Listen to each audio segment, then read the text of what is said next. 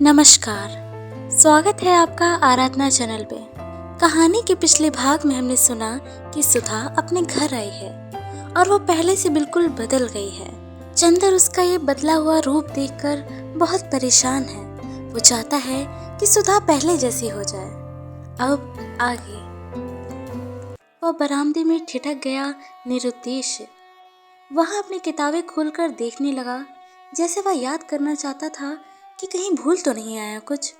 लेकिन उसके अंतर्मन में केवल एक ही बात थी, सुधा कुछ तो बोले। इतना गहरा, इतनी घुटन वाला मौन, ये तो जैसे चंद्र के प्राणों पर घुटन की तरह बैठता जा रहा था। और सुधा निर्वात निवास में दीप शिखा सी अचल, निस्पंद, थमे हुए तूफान की तरह मौन। चंद्र ने अंत में नोट्स लिए, घड़ी देखी और चल दिया। जब वह सीढ़ी तक पहुंचा तो सहसा सुधा की छाया मूर्ति में हरकत हुई। सुधा ने पांव के अंगूठे से फर्श पर लकीर खींचते हुए नीचे निगाह झुकाए हुए कहा, कितनी देर में आओगे? चंद्र रुक गया, जैसे चंद्र को सितारों का राज मिल गया हो। सुधा भला बोली तो, लेकिन फिर अपने मन का उल्लास उसने जाहिर नहीं होने दिया। बोला, कम से कम 2 घंटे तो लगेंगे ही। सुधा कुछ नहीं बोली, चुपचाप रह गई। चंदर ने 2 क्षण प्रतीक्षा की कि सुधा अब कुछ बोले, लेकिन सुधा फिर चुप रही। चंदर फिर मुड़ा। क्षण भर बाद सुधा ने पूछा, चंदर, और जल्दी नहीं लौट सकते? जल्दी? सुधा अगर कहे तो चंदर जाए भी ना, चाहे उसे इस्तीफा ही देना पड़े। क्या सुधा भूल गई कि चंदर के व्यक्तित्व पर अगर किसी का शासन है तो सुधा का। वह जो अपनी जिद से उछलकर, लड़कर, रूठकर चंद्र से हमेशा मनचाहा काम करवाती रही है, आज वह इतनी दीनता से, इतनी विनय से, इतने अंतर और इतनी दूरी से क्यों कह रही है कि जल्दी नहीं लौट सकते? क्यों नहीं वो पहले की तरह दौड़कर चंद्र का कॉलर पकड़ लेती और मचल कर कहती, ए चंद्र, अगर जल्दी नहीं लौटे तो? लेकिन अब तो सुधा बरामदे में खड़ी होकर गंभीर सी, डूबती हुई सी आवाज में पूछ रही है कि जल्दी नहीं लौट सकते? चंद्र का मन टूट गया। चंद्र की उमंग चट्टान से टकराकर बिखर गई। उसने बहुत भारी सी आवाज में पूछा, क्यों? जल्दी लौट आते तो पूजा करके तुम्हारे साथ नाश्ता कर लेते, लेकिन अगर ज्यादा काम हो तो रहने दो, मेरी वजह से हरस मत करना। उसने उसे ठंडे, शिष्ट और भावहीन स्वर में कहा। हाय सुधा, अगर तुम जानती होती कि महीनों उपरांत चंद्र का टूटा और प्यासा मन तुमसे पुराने स्नेह की एक बूंद के लिए तरस उठा है, तो भी क्या तुम इसी दूरी से बातें करती? काश कि तुम समझ पाती कि चंद्र ने अगर तुमसे कुछ भी दूरी निभाई है तो उससे चंद्र खुद भी कितना बिखर गया है। चंद्र ने अपना देवत्व खो दिया है, अपना सुख खो दिया है, अपने को बर्बाद कर दिया है। और फिर भी चंद्र के बाहर से शांत और सुगठित दिखने वाले हृदय के अंदर तुम्हारे प्यार की कितनी गहरी प्यास धधक रही है। उसके रोम रोम में कितनी जहरीली तृष्णा की बिजलियां कौंध रही हैं। तुमसे अलग होने के बाद अतृप्ति का कितना बड़ा रास्ता उसने आँख की लपटों में झुलसते हुए बिताया है। अगर तुम इसे समझ लेती तो तुम चंद्र को एक बार दुलार कर उसके जलते हुए प्राणों पर अमृत की चांदनी बिखेरने के लिए व्यग्र हो उठती। लेकिन सुधा, तुमने अपने वाह विद्रोह को ही समझा। तुमने इस गंभीर प्यार को समझा ही नहीं जो इस बाहरी विद्रोह, इस बाहरी विध्वंस के मूल में पायस्विनी की पावन धारा की तरह बहता जा रहा है। सुधा, अगर तुम एक क्षण के लिए इसे समझ लो, एक क्षण भर के लिए चंद्र को पहले की तरह दुलार लो, बहला लो, रूठ लो, मना लो, तो सुधा, चंद्र की जलती हुई आत्मा नरक चिताओं में फिर से अपना गौरव पाले, फिर से अपनी खोई हुई पवित्रता जीत ले, फिर से अपना विस्मृत देवत्व लौटा ले।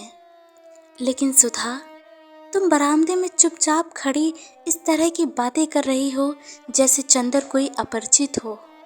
सुधा, ये क्या हो गया है तुम्हें? चंद्र, विंती, पम्मी, सभी की जिंदगी में जो भयंकर तूफान आ गया है, जिसने सभी को झकझोर कर थका डाला है, इसका समाधान सिर्फ तुम्हारे प्यार में था, सिर्फ तुम्हारी आत्मा में था। लेकिन अगर तुमने इनके चरित्रों का अंतर्निहित सत्य ना देखकर बाहरी विधन से ही अपना आगे का व्यवहार निश्चित कर लिया, तो कौन इन्हें इस चक्रवात से खींच निकालेगा? क्या ये अभागे इसी चक्रवात में फंसकर चूर हो जाएंगे सुधा? लेकिन सुधा और कुछ नहीं बोली। चंदर चल दिया। जाकर लगा जैसे कॉलेज की परीक्षा भवन में जाना भी भारी मालूम दे रहा था। वो जल्दी ही भाग आया। हालांकि सुधा के व्यवहार ने उसका मन जैसे तोड़ सा दिया था, फिर भी जाने क्यों वह अब आज सुधा को एक प्रकाश वृत्त बनकर लपेट लेना चाहता था। जब चंदर लौट आया तो उसने देखा तो सुधा तो उसी के कमरे में है। उसने उसके कमरे में एक कोने में दरी हटा दी है, वहां पानी छिड़क दिया है और एक कुश के आसन के सामने चौकी पर कोई पोथी धरे बैठी है। चौकी पर एक श्वेत वस्त्र बिछाकर धूपदानी रखती है, जिसमें से धूप सुलग रही है।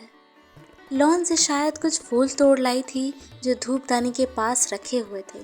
बगल में एक रुद्राक्ष की माला रख रखी थी, एक शुद्ध श्वेत रेशम की धोती और केवल एक चोली पहने हुए पल्ले से बाहों तक ढके हुए वह एकाग्र मनोयोग से ग्रंथ का पारायण कर रही थी। धूपदानी से धूम्र रेखाएं मचलती हुई लहराती हुई उसके कपोलों पर झूलती हुई सूखी रूखी अलकों से उलझ रही थी।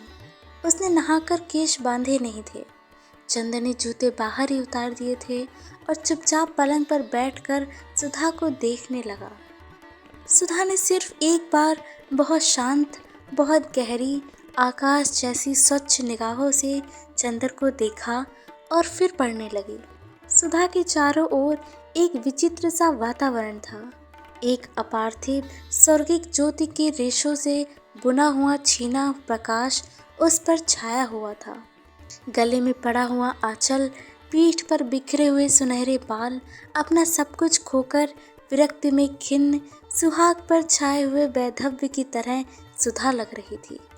मांग सूनी थी, माथे पर रूली का एक बड़ा सा टीका था और चेहरे पर स्वर्ग के मुरझाए हुए फूलों की घुलती हुई उदासी, जैसे किसी ने चांदनी पर हरसिंगार के पीले फूल के छींटे दिए हों। थोड़ी देर तक सुधा स्पष्ट स्वरों में पढ़ती रही। उसके बाद उसने पोथी बंद कर दी। उसके बाद आंख बंद कर जाने किस अज्ञात देवता को हाथ जोड़कर नमस्कार किया, फिर उठ खड़ी हुई और फर्श पर चंदर के पास बैठ गई। आंचल कमर में खांस लिया, फिर बिना सिर उठाए बोली, चलो नाश्ता कर लो, यहीं ले आओ। चंदर बोला। सुधा उठी और नाश्ता ले आई। चंदर ने उठाकर एक टुकड़ा मुंह में रख लिया, लेकिन जब सुधा उसी तरह फर्श पर चुपचाप बैठी रही तो चंदर ने कहा, तुम भी खाओ। मैं? वह एक फीकी हंसी हंसकर बोली, मैं खा लूं तो अभी क्या हो जाए, मैं सिवा नींबू के शरबत और खिचड़ी के अब कुछ नहीं खाती, और वो भी एक वक्त। क्यों? असल में पहले मैंने एक व्रत किया 15 दिन तक प्रातःकाल खाने का। तब से कुछ ऐसा हो गया कि शाम को खाते ही मन बिगड़ जाता है। इधर और कई रोग भी हो गए। चंदर का मन रो आया। सुधा, तुम चुपचाप इस तरह अपने को मिटाती रही। मान लिया चंदर ने एक खत में तुम्हें लिख ही दिया था कि अब पत्र व्यवहार बंद कर दो, लेकिन क्या अगर तुम पत्र भेजती तो चंदर की हिम्मत थी कि वह उत्तर न देता? अगर तुम समझ पाती कि चंदर के मन में कितना दुख है। चंदर चाहता था कि सुधा की गोद में अपने मन की सारी बातें बिखेर दे, लेकिन सुधा कहे, कुछ शिकायत करे तो चंदर अपनी सफाई दे, लेकिन सुधा तो है कि शिकायत ही नहीं करती, सफाई देने का मौका ही नहीं देती। या देवत की मूर्ति सी पथरीली सुधा, ये चंदर की सुधा तो नहीं। चंदर का मन बहुत भर आया। उसने रुधे गले से पूछा, सुधा, तुम बहुत बदल गई हो। खैर, और तो जो कुछ है उसके लिए मैं क्या करूं, लेकिन अपनी तंदुरुस्ती बिगाड़कर तुम क्यों मुझे दुख दे रही हो? अब यूं भी मेरी जिंदगी में क्या रहा है, लेकिन एक ही संतोष था कि तुम सुखी हो, लेकिन तुमने मुझसे वो सहारा भी छीन लिया। अच्छा, पूजा किसकी करती हो? पूजा कहाँ, पाठ करती हूँ चंदर, गीता का और भागवत का, कभी कभी सूरसागर का। पूजा अब भला किसकी करूँगी? मुझ जैसी अभागिनी की पूजा भला कौन स्वीकार करेगा? तब ये एक वक्त का भोजन क्यों? ये तो प्रायश्चित है चंदर। सुधा ने एक गहरी सांस लेकर कहा। प्रायश्चित? चंदर ने अचरज से कहा। हाँ, प्रायश्चित। सुधा ने अपने पांव के बिछियों को धोती के छोर से रगड़ते हुए कहा। हिंदू ग्रह तो एक ऐसा जेल होता है जहाँ कैदी को उपवास करके प्राण छोड़ने की भी इजाजत नहीं रहती अगर धर्म का बहाना ना हो। धर्म के बहाने उपवास करके कुछ सुख मिल जाता है। एक क्षण आता है कि आदमी प्यार से विद्रोह कर चुका है, अपने जीवन की प्रेरणा मूर्ति की गोद से बहुत दिन तक निर्वासित रह चुका है। उसका मन पागल हो उठता है फिर से प्यार करने को, बेहद प्यार करने को, अपने मन का दुलार फूलों की तरह बिखेर देने को। आज विद्रोह का तूफान उतर जाने के बाद अपनी उजड़ी हुई जिंदगी में बीमार सुधा को पाकर चंदर का मन तड़प उठा। सुधा की पीठ पर लहराती हुई सूखी अलके हाथ में ले ली, उसे गूंथने का असफल प्रयास करते हुए बोला, सुधा, ये तो सच है कि मैंने तुम्हारे मन को बहुत दुखाया है, लेकिन तुम तो हमारी हर बात को, हमारे हर क्रोध को क्षमा करती रही हो। इस बात का तुम इतना बुरा मान गई? किस बात का चंदर? सुधा ने चंदर की ओर देखकर कहा। मैं किस बात का बुरा मान गई? किस बात का प्रायश्चित कर रही हो तुम इस तरह अपने को मिटाकर? प्रायश्चित तो मैं अपनी दुर्बलता का कर रही हूँ चंदर। दुर्बलता? चंदर ने सुधा की अलकों को घटाओ की तरह छिटका कर कहा। दुर्बलता चंदर, तुम्हें ध्यान होगा एक दिन हम लोगों ने निश्चय किया था कि हमारे प्यार की कसौटी ये रहेगी चंदर, दूर रहकर भी हम लोग ऊंचे उठेंगे, पवित्र रहेंगे। दूर हो जाने के बाद चंदर, तुम्हारा प्यार तो मुझ में एक दृढ़ आत्मा और विश्वास भरता रहा। उसी के सहारे मैं अपने जीवन की तूफानों को पार कर ले गई। लेकिन पता नहीं मेरे प्यार में कौन सी दुर्बलता रही कि तुम उसे ग्रहण नहीं कर पाए। मैं तुमसे कुछ नहीं कहती, मगर अपने मन में कितनी कुंठित हूँ कि कह नहीं सकती। पता नहीं दूसरा जन्म होता है या नहीं, लेकिन इस जन्म में मैं तुम्हें पाकर तुम्हारे चरणों पर अपने को चढ़ा ना पाई, तुम्हें अपने मन की पूजा में यकीन न दिला पाई। इससे बढ़कर और दुर्भाग्य क्या होगा? मैं अपने व्यक्तित्व को कितना गर्हित, कितना छिछला समझने लगी हूँ चंदर। चंदर ने नाश्ता खिसका दिया। अपनी आंख से छलकते हुए आंसू को छिपाते हुए चुपचाप बैठ गया। नाश्ता कर लो चंदर, इस तरह तुम्हें अपने पास बिठाकर खिलाने का सुख अब कहाँ नसीब होगा। लो। और सुधा ने अपने हाथ से उसे एक नमकीन सेव खिला दिया। चंदर के भरे आंसू सुधा के हाथों पर छू पड़े। छी, ये क्या है चंदर? कुछ नहीं। चंदर ने आंसू पोंछ डाले। इतने में महाराजिन आई और सुधा से बोली, बिटिया रानी, लेव ये नान खटाई हम कल्हे से बनाए के रख दिया रहा कि तो के खिलेबे। अच्छा, हम भी महाराजिन इतने दिन से तुम्हारे हाथ के खाने को तरस गए हैं, तुम चलो हमारे साथ। यहाँ चंदर भैया का कौन देखे। अब बिटिया इन्हों के ब्याह कर देव, हम तो चली तोहरे साथ। सुधा हंस पड़ी। चंदर चुपचाप बैठा रहा। महाराजिन खिचड़ी डालने चली गई। सुधा ने चुपचाप नान खटाई की तश्तरी उठाकर एक ओर रख दी और चंदर चुप। अब क्या बात करे? पहले भी दोनों घंटों बातें करते थे। उसे बड़ा ताज्जुब हुआ, इस वक्त कोई बात ही नहीं सोचती। पहले जाने कितना वक्त गुजर जाता था, दोनों की बातें ही खत्म नहीं होती थी। सुधा भी चुप थी। थोड़ी देर बाद चंदर बोला, सुधी, तुम सचमुच पूजा पाठ में विश्वास रखती हो? क्यों? करती तो हूँ चंदर। हाँ, मूर्ति जरूर नहीं पूजती, पर कृष्ण को जरूर पूजती हूँ। अब सभी सहारे टूट गए, तुमने भी मुझे छोड़ दिया, तब मुझे गीता और रामायण में बहुत संतोष मिला।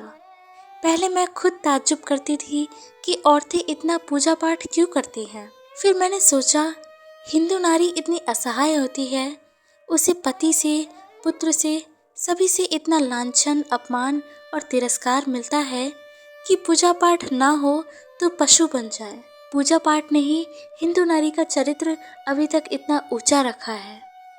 मिलते हैं कहानी के अगले भाग में। आगे सुनने के लिए बने रहिए हमारे चैनल आराधना के साथ और कमेंट करिए हमें उन कहानियों के नाम जो आप सुनना चाहते हैं। धन्यवाद।